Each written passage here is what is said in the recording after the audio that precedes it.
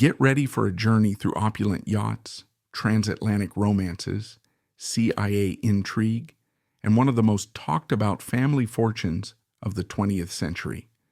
Today we're pulling back the curtain on the Onassis family, starting with Aristotle Onassis' meteoric rise from humble beginnings to billionaire shipping magnate, and following the dramatic legacies of Christina, Athina, and the unforgettable Jackie Kennedy Onassis. If you've ever wondered how new money can become legendary old money, and why their saga is filled with rumors of curses, scandals, and staggering wealth, stick around. This is the Onassis story like you've never heard it before. Let me tell you a story that starts with a bold young man who seemed to come out of nowhere, stepping into the global arena armed with an unquenchable thirst for success.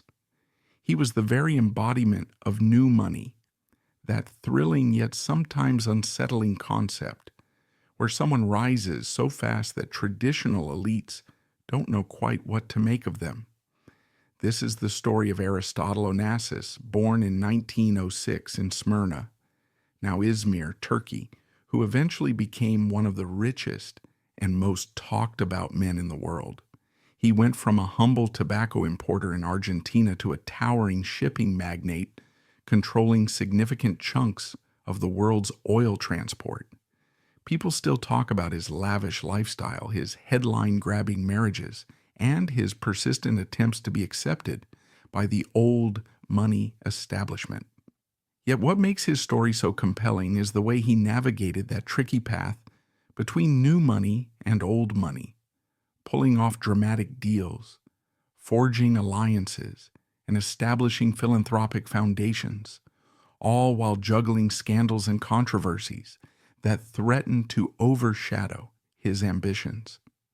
In recounting his life, I'm also weaving in insights from various reputable sources, news outlets, blogs, encyclopedias, and beyond, so you can see how widely his name resonates even many decades after his passing. Aristotle's early life was marked by upheaval.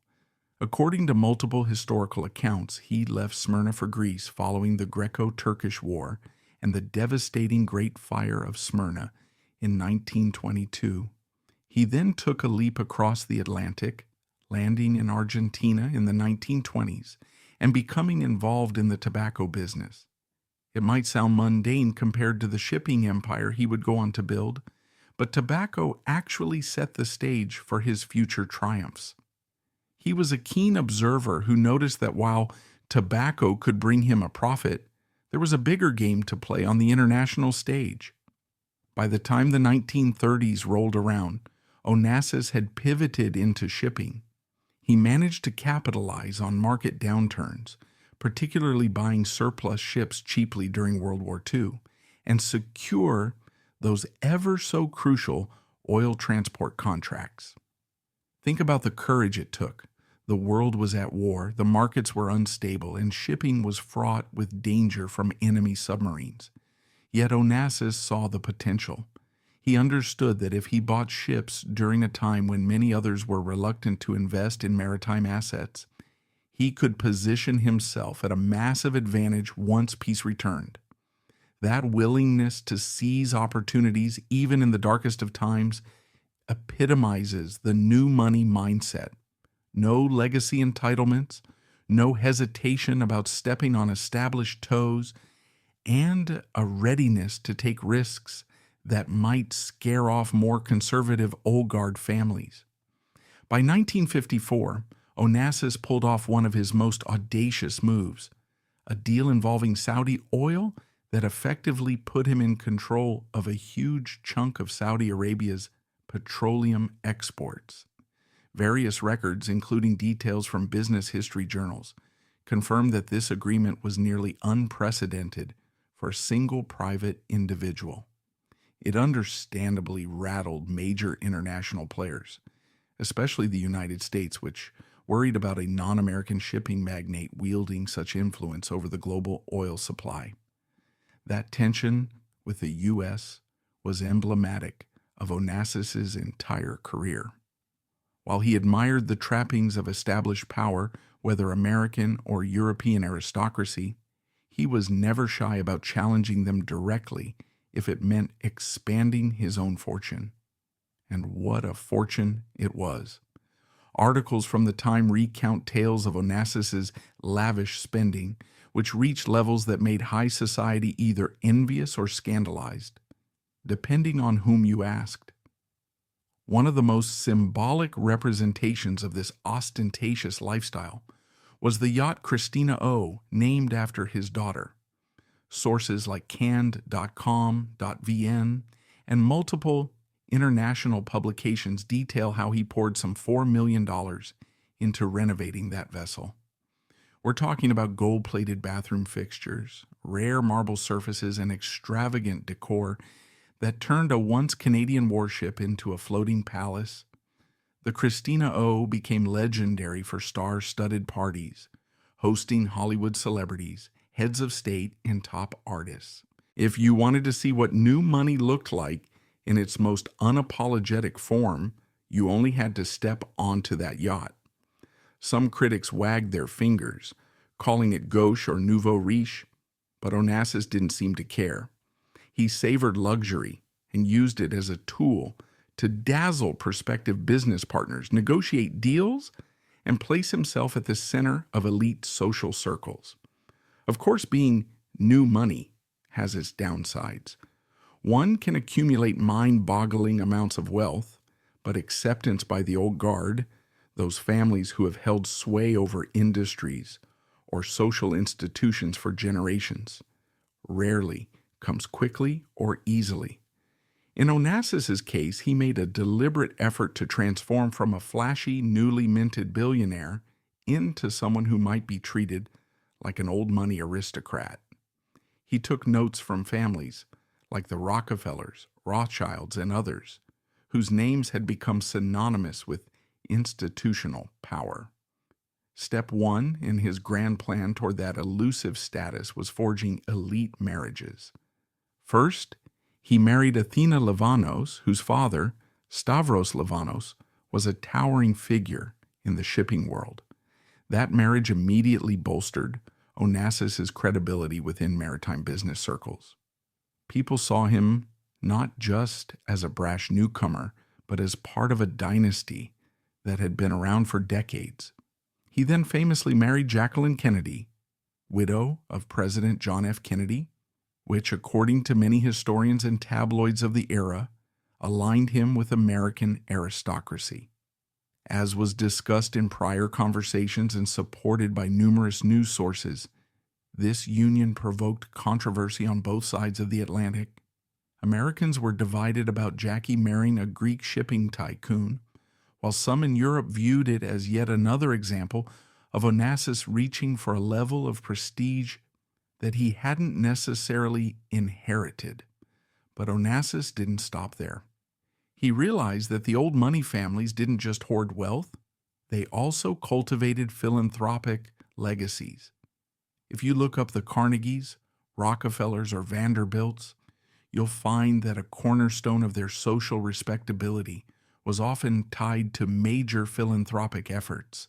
Foundations, museums, libraries, universities, hospitals, and other institutions that signaled not just wealth, but civic responsibility. In Onassis's case, the Alexander Onassis Foundation, established after the death of his son Alexander, became a significant channel for that sort of philanthropy. According to can.com.vn and other reputable sources, by 2005 this foundation held assets exceeding $1 billion, which it used to support various Greek cultural and welfare activities. The foundation sponsored the arts, education, and healthcare in Greece and elsewhere, drawing a parallel to the philanthropic tradition of old money families. This was a strategic move showing that Onassis, despite the controversies around his personal life, understood how essential institutional philanthropy was to securing a lasting legacy. Even today, the Alexander Onassis Foundation remains active, funding scholarships, cultural events, and social welfare projects across Greece, functioning much like the well-known philanthropic organizations of the established American and European dynasties. Another element in Onassis's strategy for achieving old money status was wealth preservation. It's one thing to amass a fortune rapidly. It's quite another to keep it intact across generations. The Vanderbilts, for instance, were a classic case of a dynasty that once had immense wealth but eventually scattered their fortune through lavish spending and inadequate estate planning. Onassis, who was painfully aware of how fortunes could evaporate, entrusted a substantial portion of his assets to Swiss trusts. These were managed by a dedicated family office, ensuring that the Onassis fortune wouldn't meet the same fate as the Vanderbilts. The objective was clear: create a robust financial structure that would outlast him, guaranteeing his descendants the kind of stability that old money families have enjoyed for centuries. Indeed, his granddaughter, Athina Onassis, grew up largely out of the public eye, choosing a life focused on equestrian pursuits rather than the flamboyant displays her grandfather once relished. This shift toward discretion is often seen as a hallmark of a family that's trying to transition from the glare of new money celebrity to the quieter realm of old money respectability. Yet for all these efforts, marriages into powerful families, philanthropic projects, meticulous wealth management, Onassis couldn't completely escape the shadows of scandal or the lingering skepticism about his origins. One of the most notable controversies was his longtime affair with the famous opera singer Maria Callas, which continued even while both of them were entangled in other relationships. Books, documentaries, and gossip columns of the era had a field day with this relationship. Socially conservative circles were shocked not only by his apparent disregard for marital conventions, but also by Callas's own high-profile persona, combined with the fact that Onassis was a Greek outsider in many elite societies. Especially in the United States and Western Europe, he encountered barriers. It seems that no matter how much money you accumulate, if you don't come from the right lineage or have the right cultural background, there will always be corners of society that refuse to open their doors. In the early 1950s, Onassis had cornered key parts of the shipping market with a cunning mix of risk-taking and opportunism. He snagged surplus vessels when World War II ended, secured transport contracts others thought too dangerous, then aimed his sights on oil, Saudi oil, to be exact. And for a moment, it looked like his 1954 Saudi oil transport deal would transform him from mere magnate into something even the established elites would be forced to respect. But that's when the CIA stepped in. Yes, according to sources such as trainhimsong.in and numerous declassified files. Available in archives and on specialized websites, a covert operation called NSC 26/2, allegedly involving spies and certain members of the Saudi royal family, derailed Onassis's grand plan. It wasn't a small hiccup either. The sabotage cost him billions in potential profits and changed the trajectory of his business. And what makes it so fascinating, beyond the spy movie intrigue, is the light it sheds on how new money ambition collides with old money power structures, especially when intelligence agencies decide someone's fortune threatens U.S. interests. To understand the significance of this CIA sabotage, we have to lay out the puzzle pieces in a clear, logical way. You can't just say, well, Onassis tried to get into Saudi oil and the CIA didn't like it. That might be the gist, but the real story is far more intricate, bound up with geopolitics, emerging U.S. dominance after World War II, and the delicate position of Saudi royals who were balancing new wealth against a superpower's growing influence. Moreover, it fits into a broader narrative about how Aristotle Onassis strove to evolve from a flamboyant new money figure into someone recognized by the old establishment as a person of genuine standing, someone philanthropic and respectable, akin to the Rockefellers or the Carnegies. And ironically, the sabotage ironically validated both sides of his reputation.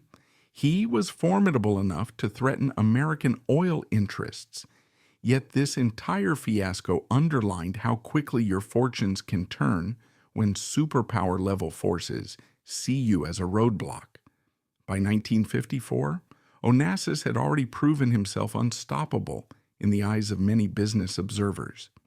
He'd come from Smyrna, present-day Izmir in Turkey, endured the turmoil of the Greco-Turkish War, migrated to Argentina in the 1920s, and climbed the ladder from tobacco importer to shipping entrepreneur. But it wasn't just a matter of building a fleet. According to historical sources, including references on Wikipedia and maritime forums, Onassis exploited the post-war shipping glut to purchase vessels cheaply when almost nobody else was buying. Then, with the world economy revving back to life in the late 1940s, he had an armada of ships perfectly positioned to transport cargo across the globe. That initial success led to bigger dreams. Onassis' sights landed on oil. If he controlled not just cargo vessels but a significant slice of global oil tanker routes, the profit potential was astronomical. And Saudi Arabia, newly emergent as an oil powerhouse, was the golden ticket. If he could negotiate a deal to manage a large share of Saudi oil transport, he'd have a near unassailable position in the global energy supply chain. Various business and historical outlets, from Forbes to specialized Middle Eastern policy journals, suggest that Onassis' 1954 negotiations with Saudi Arabia were dangerously close to success. Dangerously, of course, for U.S. interests. At that moment, Washington was deep into the Cold War, painfully aware of the strategic importance of Middle Eastern oil. The United States didn't just want stable prices, it wanted to ensure that petroleum flows remained in the hands of friendly entities, typically American corporations or governments, thoroughly aligned with American policy goals. Declassified documents indicate that as Onassis inched closer to signing his near-monopoly arrangement with the Saudis, officials within the U.S. government began to see him as more than just a colorful magnate. Some viewed him as a threat, and so, under the umbrella of NSC 26/2, a directive that apparently authorized clandestine economic interventions to protect American strategic interests, the CIA orchestrated a campaign to undermine his deal. Meanwhile, intelligence agents reportedly targeted Onassis' local network, placing moles in maritime brokerages and legal teams to compile information on how best to scuttle the agreement. Some historians reference limited but telling remarks found in the CIA reading room that mention Greek shipping interests in the Middle East. Though names are often redacted, the references strongly hint that the objective was to undermine a large contract that threatened established American advantage in the region. It is widely believed that this is code for the Onassis-Saudi arrangement. And so, in a matter of months, a deal that looked poised to reshape global oil shipping faced a storm of legal snags, internal Saudi dissent, and logistical hurdles that Onassis couldn't fully surmount. Sources in maritime law blogs and Middle Eastern business history journals concur that Onassis found himself locked out of the near-monopolistic privileges he'd nearly secured. The CIA sabotage stands out as a cold, calculated move. Government agencies don't often care about your philanthropic projects or your desire to become socially respectable in old money circles. If your business threatens a crucial strategic interest, oil, especially in the 1950s, then no amount of gold-plated yacht fixtures will protect you. And Onassis did have a reputation for extravagance that ruffled establishment feathers. Articles from Can.com.in recall how he spent millions refurbishing the yacht Christina O with lavish features like gold-plated bathroom fixtures and plush decor that hosted luminaries from Winston Churchill to Hollywood stars. That level of flash, combined with a willingness to challenge major corporations and entire governments, was part of why the old guard viewed him as too brash. For Onassis, the cost wasn't just financial, though it was enormous. Some estimates point to losses in the billions of dollars in 1950s currency, a staggering sum by any measure. Equally consequential were the intangible repercussions. Losing that deal took away his chance to become a dominant figure in global oil shipping. Success might have catapulted him to a level of wealth that even powerful American oil families would be forced to acknowledge. Instead, this fiasco reinforced the narrative that no matter how audacious new money might be, it still wasn't playing on equal footing with state-backed old money. When an intelligence agency can turn your master plan to dust in a matter of months, that's a clear sign that you're an outsider, at least in the realm of real political power. Alexander Onassis's death in a plane crash in 1973 became the first pillar of what many later labeled the Onassis curse. According to multiple news archives and accounts collected by Greek and international reporters, he was a skilled pilot for his age, but operated under high stress, with critics suggesting he often took risks that more conservative aviation professionals might avoid. The crash occurred near Athens International Airport, and while investigations pointed to pilot error and mechanical issues, rumors quickly sprouted that it was sabotage, or that the Onassis family was somehow fated to suffer tragedies. These allegations found a receptive audience, partly because Aristotle Onassis, Alexander's father, had famously clashed with powerful interests, both business rivals, and, as declassified files suggest, even the U.S. intelligence community over Saudi oil transport deals. When Alexander died, the official accident report cited an error in controlling the aircraft's landing gear. Yet the tragedy's timing, coming at a moment when Onassis's shipping empire was at the peak of its visibility, stirred conspiratorial chatter that overshadowed any straightforward explanation. Online references today, from X, formerly Twitter threads, to retrospectives on can.com.vn, frequently mark Alexander's passing as the moment people first began whispering that the Onassis family was cursed.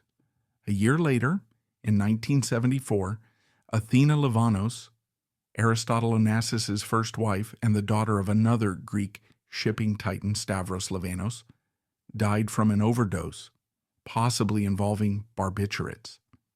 Official sources were never fully clear on whether it was intentional or accidental. Some who knew her closely suggested she struggled with depression and the emotional fallout from her famously turbulent divorce from Aristotle Onassis. Media outlets of the time, including major Greek newspapers and international tabloids, dissected her personal life in ways that older, more discreet shipping clans rarely faced. Instead of attributing her death to personal struggles or medication misuse, certain newspapers and gossip columns embraced the idea that dark forces had doomed anyone tied to Onassis's immediate circle. The rumor mill thrived especially in Europe's tabloid culture, which was already enthralled with the Onassis-Kennedy marriage and the entire Greek shipping dynasty phenomenon. Athena's tragic end fed the notion that the family's meteoric rise in wealth had come with an unspeakable price. In 1988, Christina Onassis, daughter of Aristotle and Athina, died from a heart attack in Buenos Aires at only 37. Coverage by the New York Times, along with Greek and Argentine news outlets, reported that she was found in her bathtub, having apparently suffered acute pulmonary edema leading to cardiac arrest. Though the official cause was a heart-related episode, stories soon emerged linking her death to stress, medication interactions, and an emotionally fraught life. She had experienced multiple marriages, frequent weight fluctuations, and inherited the heavy burden of one of the world's largest family fortunes after her father's death in 1975. Even though the autopsy results pointed toward a physical cause, tabloids and some mainstream publications, especially in Europe, speculated that mental and emotional factors had worn her down. This marked the third high-profile death in the Onassis orbit in just 15 years, reinforcing a curse narrative that turned the family's heartbreak into a quasi-mythological tale. Blogs and magazines, not to mention modern social platforms like X, use the label Onassis curse so relentlessly that it became a shorthand for the tragedies that befell the heirs of Aristotle Onassis's empire. These three losses taken together, Alexander in 1973, Athina in 1974, and Christina in 1988, cemented the idea of a generational curse. While some attributed the tragedies to the psychological weight of sudden wealth, the storyline that stuck in public consciousness was simpler and more dramatic. That unimaginable riches bring supernatural calamities. Ken.com.vn published features examining the notion that the Onassis fortune came too quickly and generated envy or ill will, feeding superstition in certain circles. Social media threads, especially on X, regurgitated the same bullet points about sudden death, fractured marriages, and rumored conspiracies.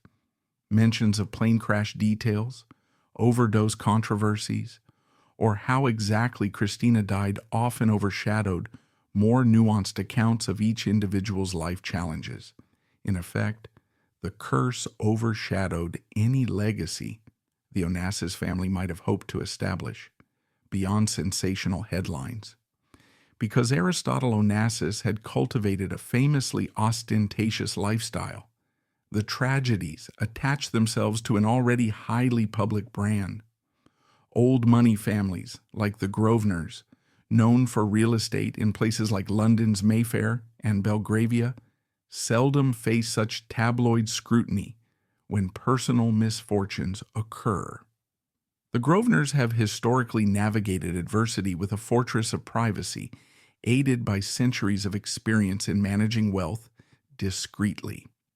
In contrast, the Onassis name was built on larger-than-life gestures, purchasing Scorpio's Island, renovating the yacht Christina O with gold-plated fixtures, and forging alliances that spanned continents and high society circles, from Winston Churchill to Hollywood celebrities.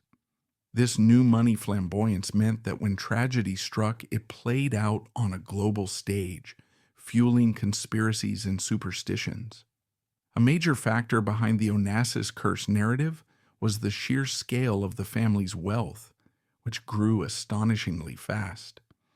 Aristotle Onassis, who began as a tobacco importer in Argentina, leveraged World War II's aftermath to buy surplus ships on the cheap, then set his sights on oil transport contracts.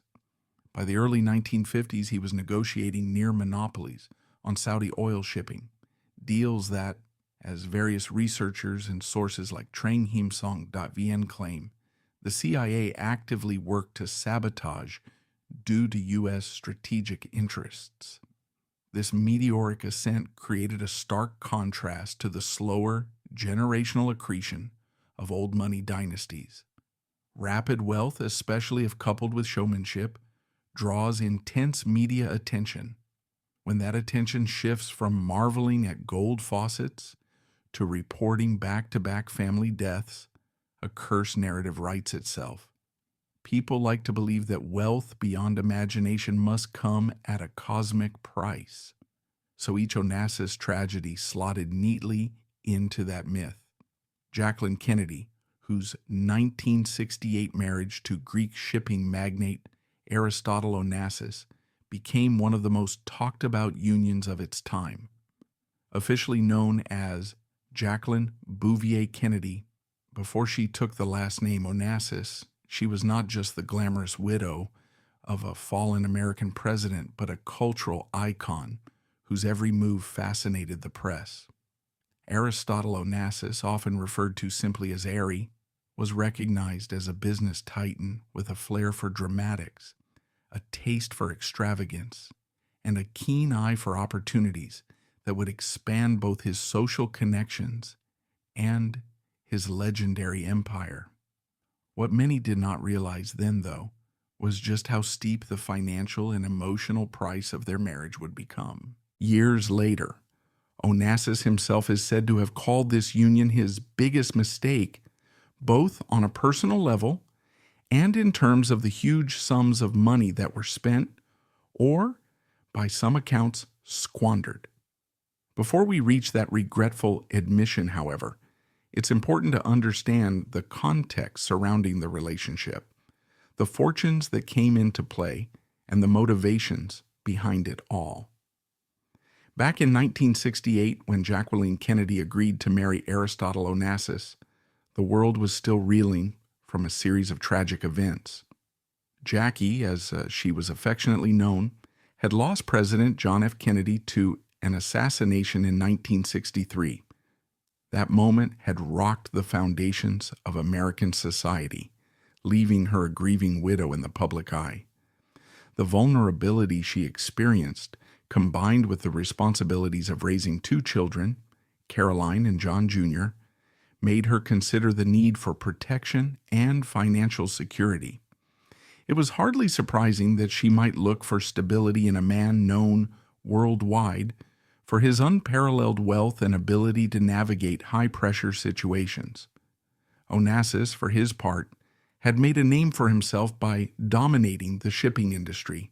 He was born in Smyrna, now Izmir in modern-day Turkey, in 1906, experiencing upheaval during the Greco-Turkish War, after which he rebuilt his life from scratch. According to various biographies and references, he rose to become one of the richest men in the world by the mid-20th century, owning a massive fleet of ships and forging connections with political and celebrity elites. Marrying a figure as adored and scrutinized as Jacqueline Kennedy only seemed to cement his place among the global aristocracy, what some would call old money prestige, since Jackie was a key member of the storied Kennedy clan. Indeed, the motivations behind their wedding were as complex as the times they inhabited.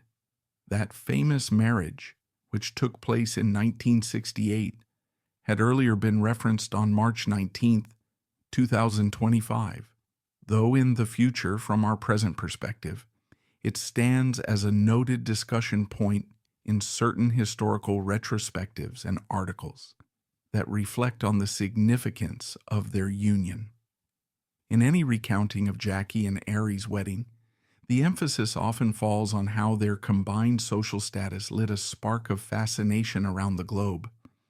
People magazine, Vanity Fair, and even local newspapers all around the world carried stories that either admired Jackie's poise or questioned Onassis's intentions.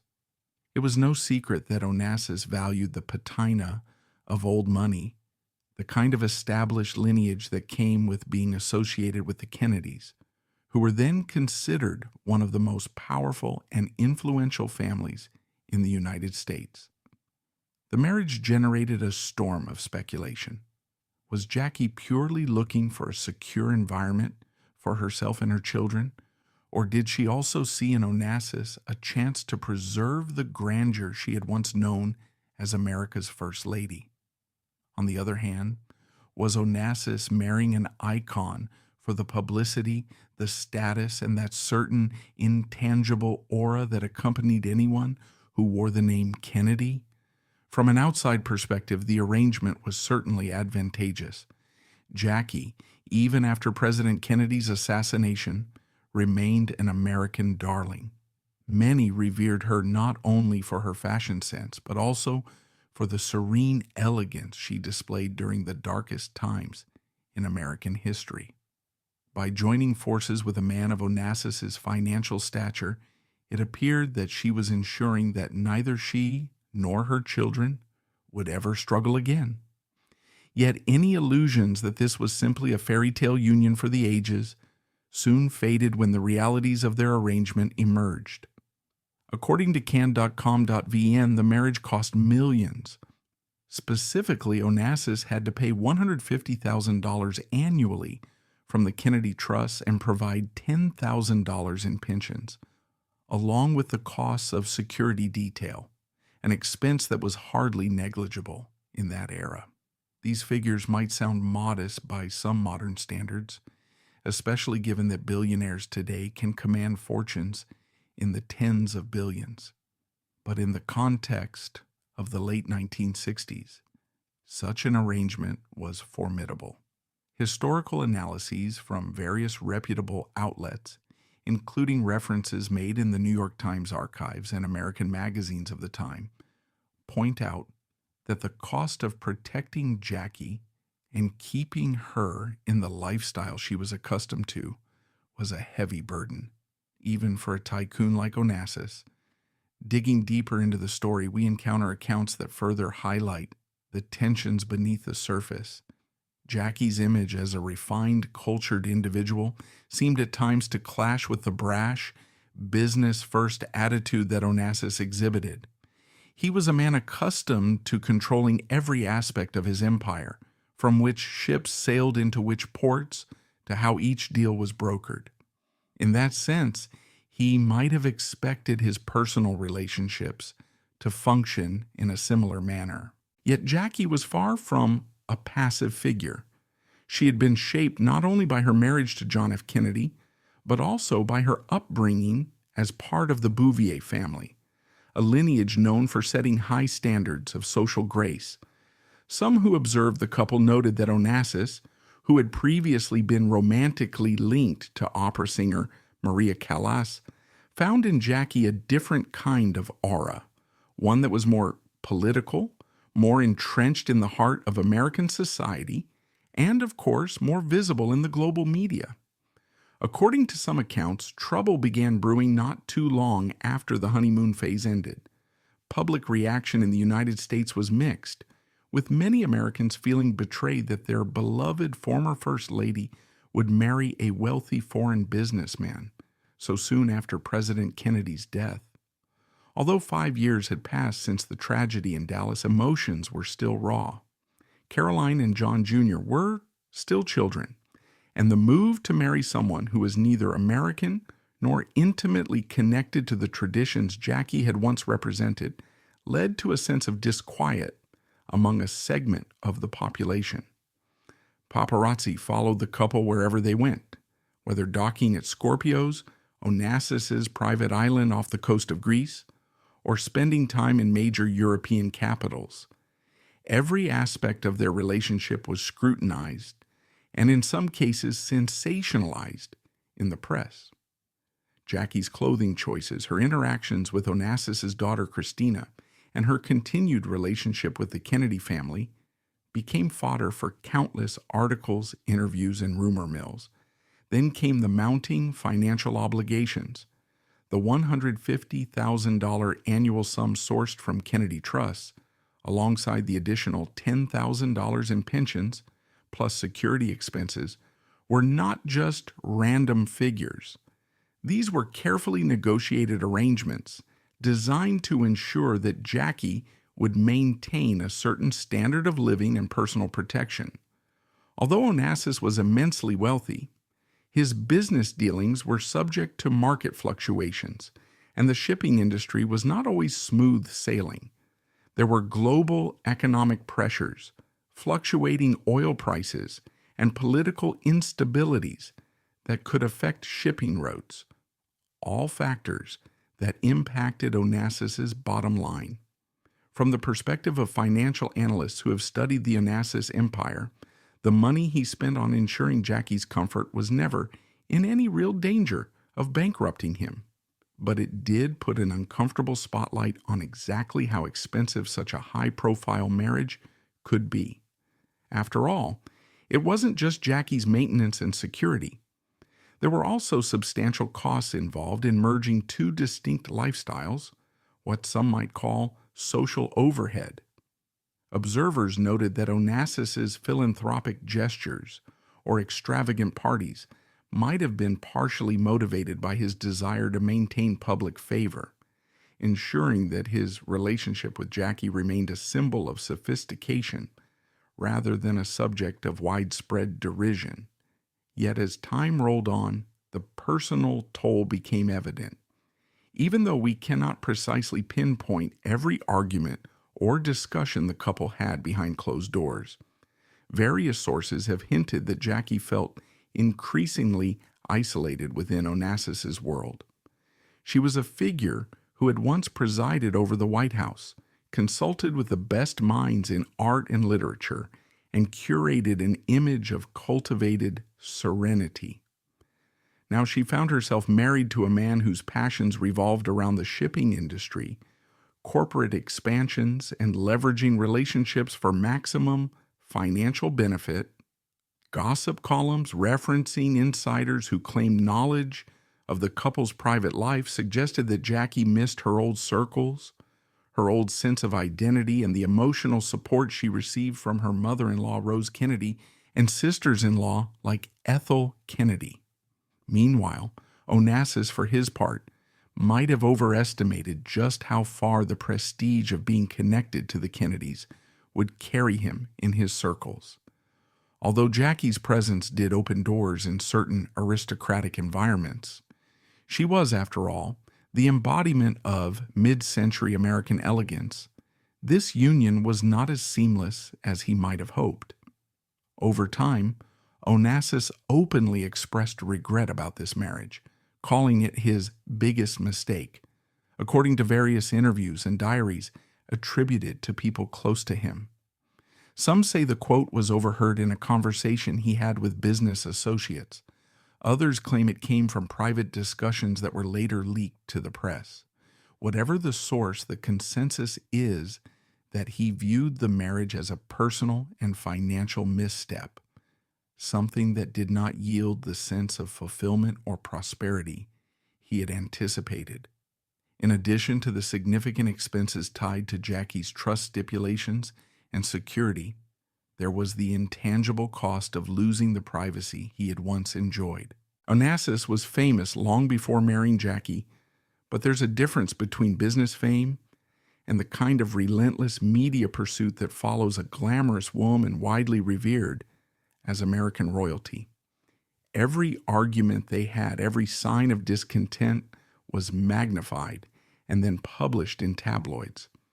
Instead of enjoying the leisure of his lavish yachts, Onassis found himself constantly under the microscope, with reporters analyzing how often he and Jackie were seen together and how happy or unhappy they appeared.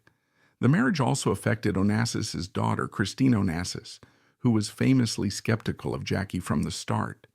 She felt that Jackie was more interested in Onassis's wealth than in true companionship. This family tension created an uncomfortable environment, fueling speculation in the press that the Onassis household was far from harmonious. According to archived articles in reputable sources, including interviews given years later by Christina and those close to her, the dynamic was fraught with jealousy, cultural clashes, and misunderstandings that were exacerbated by the unrelenting attention the family received.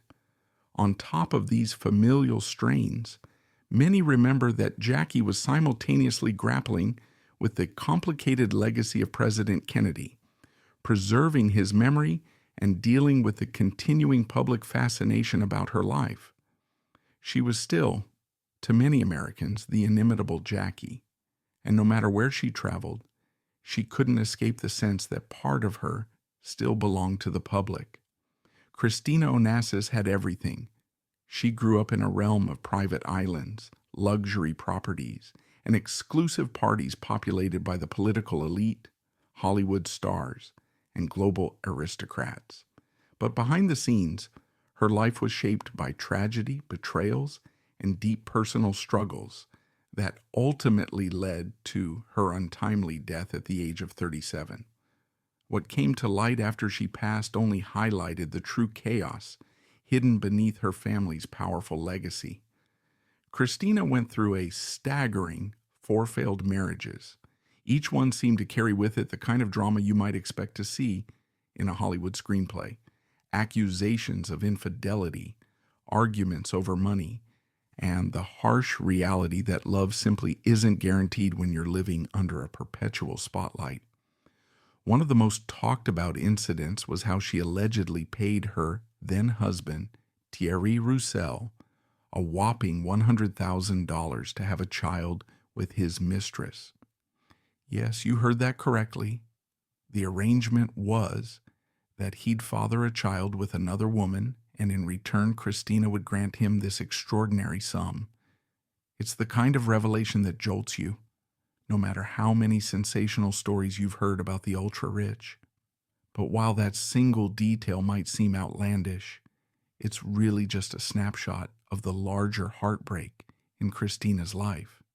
Because even after such an extreme compromise, she was reportedly rejected by the very man she was trying to keep, revealing just how fragile her relationships had become. Because of her position as Aristotle Onassis' sole surviving heir, especially after her mother Tina passed away in 1974, Christina effectively became one of the richest women in the world. Some publications at the time described her as the golden heiress, with a fortune that might have stretched well beyond $500 million, though the exact figures vary depending on who you ask. The Guardian and the New York Times both ran pieces in the 1970s and 1980s, noting her staggering wealth, which included ownership stakes in airlines, shipping ventures, and significant real estate holdings around the globe. Yet if you look beyond the headlines, you'll see that Christina's personal life was far from stable. According to interviews and documented accounts, she struggled to find genuine companionship and often felt that the people around her viewed her as a ticket to financial security rather than seeing her as a person with her own needs and vulnerabilities. Her marriages illustrate this dilemma all too clearly. The first one, in 1971, was to real estate developer Joseph Bolker, a man significantly older than she was. By some accounts, he was nearly double her age. Christina was barely out of her teens. Friends said she was looking for a sense of stability, maybe even a father figure after the tumult that plagued her own family. That union, however, didn't last long.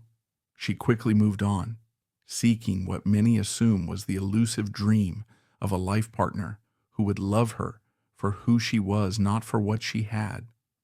Unfortunately, that quest proved to be incredibly difficult. Her second marriage to Greek shipping heir Alexander Andreadis in 1975 similarly fell apart. The press at the time labeled it a natural match on paper, 2 scions of powerful Greek shipping families coming together, presumably in a fairy tale merger of wealth and tradition. But the underlying issue soon bubbled to the surface. Excessive media scrutiny, relentless paparazzi, and the expectations of running in elite social circles all contributed to an unsustainable environment. Within a couple of years, that relationship ended, leaving Christina once again searching for the emotional connection she so desperately wanted. Around this time, Christina also faced the enormous responsibility of stepping up as the principal guardian of the Onassis Empire's interests. The pressures mounted.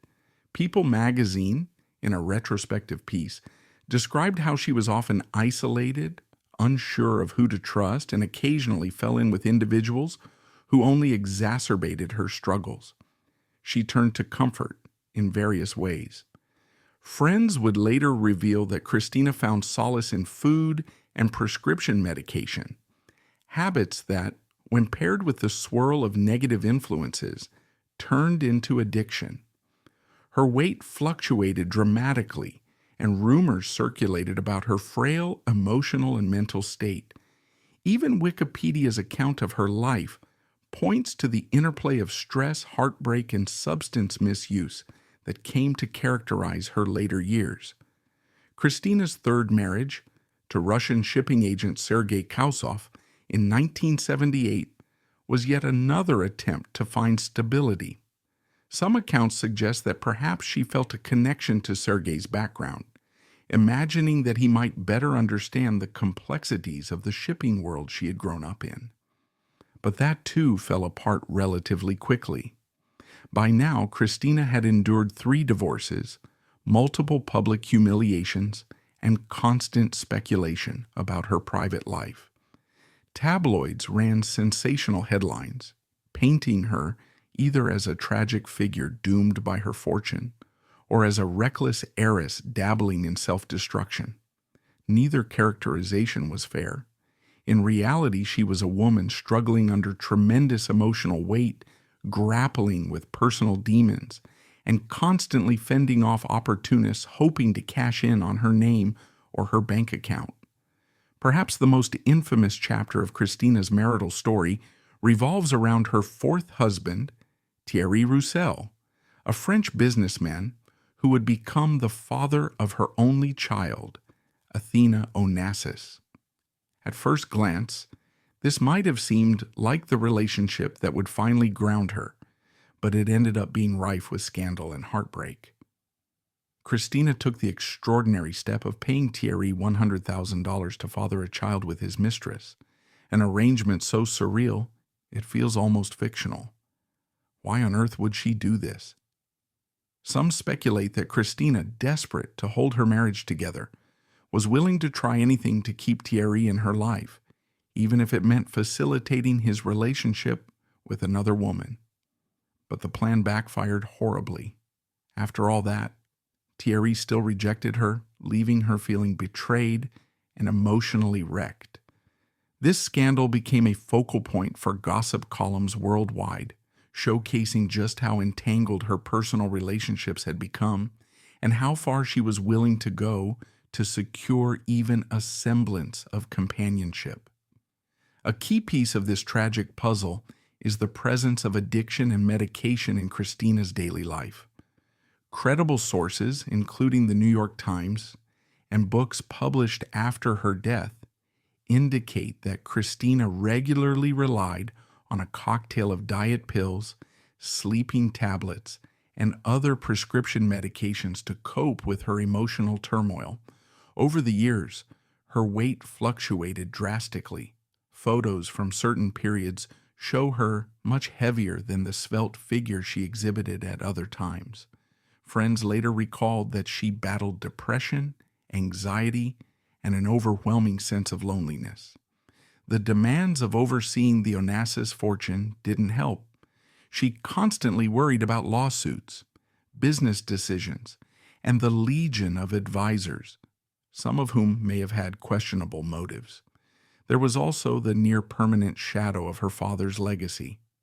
Aristotle Onassis was the type of man who seemed larger than life, and living up to his name, or even just living with it, was a monumental task for someone as sensitive as Christina.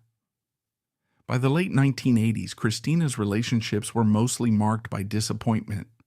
She had done her best to care for her daughter, Athina, but she was emotionally drained. According to interviews with those close to her, there was a recurring refrain that she couldn't find anyone who loved her just for herself. Money, while it can cushion many of life's blows, cannot erase deep-seated pain, and Christina was an emblem of that sobering fact. The chaotic dynamic of her personal life, coupled with the legacy she inherited, became a cautionary tale. Immense wealth can provide security and comfort, but it can't guarantee happiness or genuine connection. In 1988, at the age of 37, Christina died. The official cause was often listed as pulmonary edema. The autopsy indicated the role of various substances in her system. Suddenly, the facade of wealth and privilege that had characterized her entire existence cracked wide open. Journalists rushed to piece together the final hours of her life, speculating on precisely which drugs she'd taken and whether the overdose was accidental or the culmination of years of despair.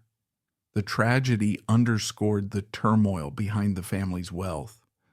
All that money, all those lavish homes, and global business ventures, and yet the only daughter of the famed Aristotle Onassis was gone too soon, her life marked by sorrow and culminating in a sad, untimely end. What happened after her death revealed even more layers to the chaos. Custody battles erupted over Athina, Christina's sole heir, who stood to inherit an astounding fortune. Thierry Roussel, Athina's father, was involved in multiple legal skirmishes to secure control of his daughter's inheritance, a move that raised eyebrows among the Onassis family's trustees and advisors. The press had a field day, painting Roussel as a man continuing to profit from the Onassis name, while others argued that he was simply carrying out his parental duties. Through it all, the memory of Christina remained overshadowed by the money, the scandal, and the never-ending quest for control over one of the world's most famous fortunes. Her death at 37 echoed the broader Onassis theme: brilliance and wealth accompanied by tragedy. Alexander's fatal plane crash, Aristotle's heartbreak and decline, and Christina's lonely final years created an almost Shakespearean saga. It was as if the family was fated to see its fortunes overshadowed by personal misfortunes. Even after Christina's passing, the narrative continued. Her daughter Athina inherited a trust reportedly worth hundreds of millions of dollars, sparking an array of court battles and disputes over how that money should be managed. The Greek press, along with international outlets, watched every move, ensuring that the Onassis name stayed in headlines for decades after Christina was laid to rest. Christina Onassis's life story is a potent reminder that money and power often mask profound sadness. The fact that she had 4 failed marriages might, at first, read like mere tabloid fodder, but each broken relationship was a testament to how challenging it was for her to find genuine happiness or unconditional love. Paying $100,000 to her husband for him to father a child with his mistress, that's the sort of detail that practically jumps off the page, underscoring just how desperate she might have felt to keep her marriage intact, or at least keep up appearances. Yet that gamble only led to more rejection, amplifying the loneliness that had followed her since her earliest years. In the mid-2000s, Athina Onassis stood at a dramatic crossroads that set off a wave of controversy, touching every corner of the Onassis legacy. At just 20 years old, she moved to claim control over the Alexander Onassis Foundation, an institution valued at roughly $1 billion, according to can.com.vn. This foundation had been established to honor her late uncle Alexander and serve philanthropic, cultural, and educational causes, especially for the benefit of Greece. Yet the question on everyone's lips was whether this young heiress, who had spent most of her life outside of Greece, could handle the massive responsibility of steering the organization forward. And as if that scrutiny weren't intense enough, the Greek press seized upon her engagement to Brazilian show jumper Alvaro Doda Miranda Neto, alleging he might be a gold digger because of a prior marriage. All of this brewed into the kind of scandal that would shake up Athina's attempt at gracefully stepping into old money society, a moment forever stamped in memory by the events of 2005. Athina lived a life that was anything but simple. She was raised primarily by her father, Thierry Roussel, who had numerous disagreements with the Onassis family trustees over her inheritance. Many Greek commentators noted that she spent her childhood in Switzerland and Brazil, far from the cultural influences of Greece that her grandfather cherished. By her 18th birthday, the media had begun speculating about what Athena's relationship to Greek society might look like. Some observers were even unsure if she spoke Greek well, or at all. Articles in major newspapers like Marini and international outlets like The Guardian openly questioned if she would ever embrace the role her grandfather had so vividly shaped, a figure deeply involved in Greek matters, culture, and philanthropy. The Alexander Onassis Foundation, created to commemorate her uncle, was widely recognized as a philanthropic powerhouse. Over the years, it funded educational programs, scholarships, and cultural endeavors meant to highlight and preserve Greek heritage.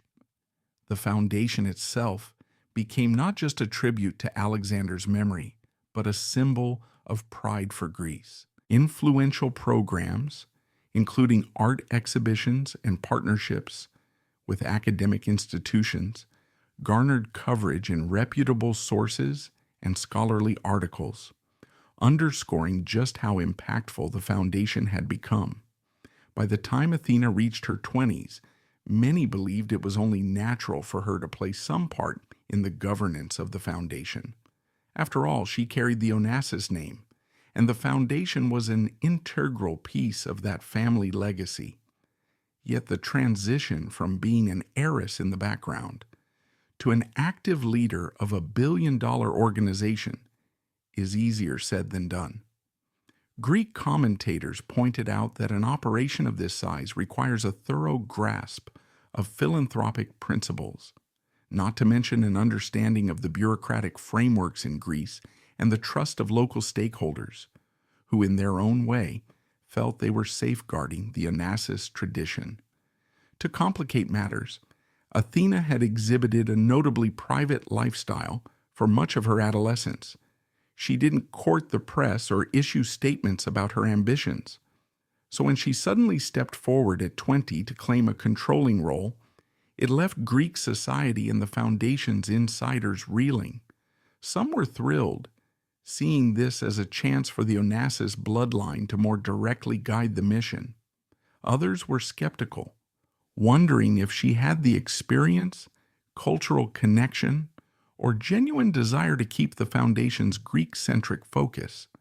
While Athina navigated these issues, a parallel storyline grabbed the tabloids: her engagement to Alvaro Doda Miranda Neto. Doda was a well-known figure in the equestrian world, having competed in multiple Olympic Games and earned accolades as a top-level show jumper. To outside observers, it might have looked like a perfect match, given Athina's own passion for horseback riding. But in Greece, where opinions about the Onassis name run strong, people couldn't help asking if Doda's motives were purely romantic, or if he'd set his sights on Athina's enormous fortune. Because Doda had been married before, rumors circulated that he was climbing the social ladder. Greek tabloids were relentless, branding him a gold digger and fueling debates on TV panels and radio shows. According to coverage at the time, the scandal peaked in 2005, right when Athina's attempts to assert influence over the foundation were gaining momentum. To understand why suspicion ran so high, look no further than the tumultuous family history. Athina's mother, Christina Onassis, had faced multiple husbands and heartbreaks, some of whom were accused of exploiting her wealth. Thierry Roussel himself had a famously rocky relationship with the Onassis trustees. The Greek public had witnessed decades of legal dramas, betrayals, and personal tragedies swirling around the Onassis empire. So as Athina announced her engagement, many worried that she, too, might end up repeating the cycle by trusting the wrong person. The possibility that Doda might influence her decisions regarding the Alexander Onassis Foundation became a frequent topic of conversation, especially among those who felt protective of the foundation's Greek philanthropic mission. Complicating this was the question of cultural identity. From the outside, one might assume that being an Onassis automatically makes Athina deeply connected to Greece, but critics emphasized her upbringing abroad, her minimal Greek language skills, and her relative absence in Greek public life as signs that she might not fully appreciate the foundation's cultural roots. Commentators on Greek television questioned whether she would transform the organization's philanthropic agenda into something less Greek-oriented, focusing instead on personal interests like equestrian sports or funneling funds, in ways that might stray from the founder's original vision. Some insisted she should keep experienced board members in place, while others argued she had every right to blaze her own path. Either way, the reaction underscored the tension between preserving tradition and moving into a more global, modern era. Officially, the Foundation's mission remains philanthropic, aimed at promoting Greek culture, offering academic scholarships, and fostering global appreciation for Hellenic heritage. Taking the reins would mean Athina had to engage in negotiations with trustees and advisors who had been loyal to her grandfather's and mother's legacies, sometimes for longer than she had been alive. According to various legal experts interviewed in the Greek press, any shift in leadership would require a mix of board votes, compliance with Aristotle Onassis' original testament, and complicated legal proceedings. In other words, Athina couldn't just walk in and dictate changes, even if she wanted to. The entire process had to be coordinated carefully, especially if she wanted to maintain public trust and avoid fueling more scandalous rumors. Meanwhile, tabloids had a field day with the personal angle, dissecting every photo of Athina and Doda. Did they look genuinely happy? Was Doda overshadowing her in social events? How did her father, Thierry Roussel, view the engagement?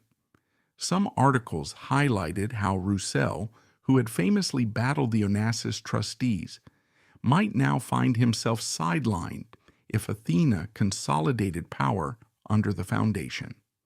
The intrigue got so thick that it was sometimes hard to recall that a significant philanthropic institution hung in the balance.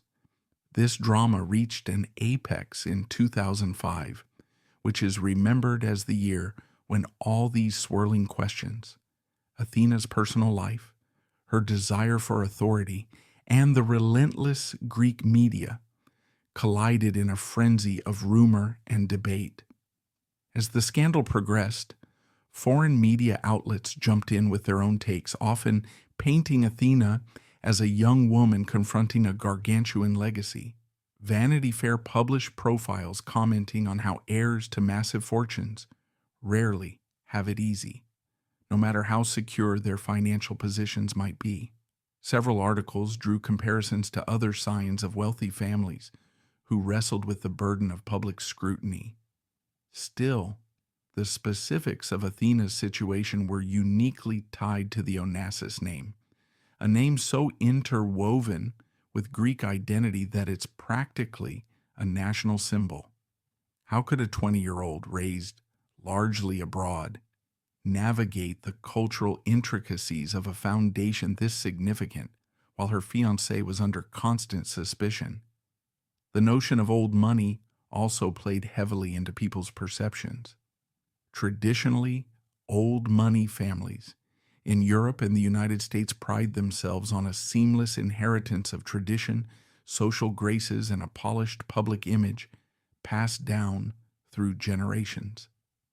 The Onassis fortune, though colossal, was built by Aristotle in a relatively short time, and it carried a distinctly modern, sometimes scandalous, air. His marriage to Jackie Kennedy was often described as a pursuit of social prestige, but it certainly didn't follow the typical script of an old money alliance. Christina Onassis' own personal issues and marriages added more drama, far from the tranquil discretion that old money circles usually uphold. Athena's attempt to shift the Onassis story into the calmer waters of tradition might have been a tall order, especially given the sensationalist coverage of her fiancé and the unrelenting rumors that overshadowed her philanthropic intentions.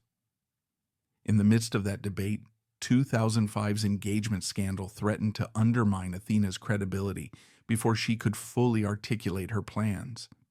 Few things sway public opinion faster than doubts about one's personal circle, especially in a family with a track record of questionable suitors and large sums of money changing hands.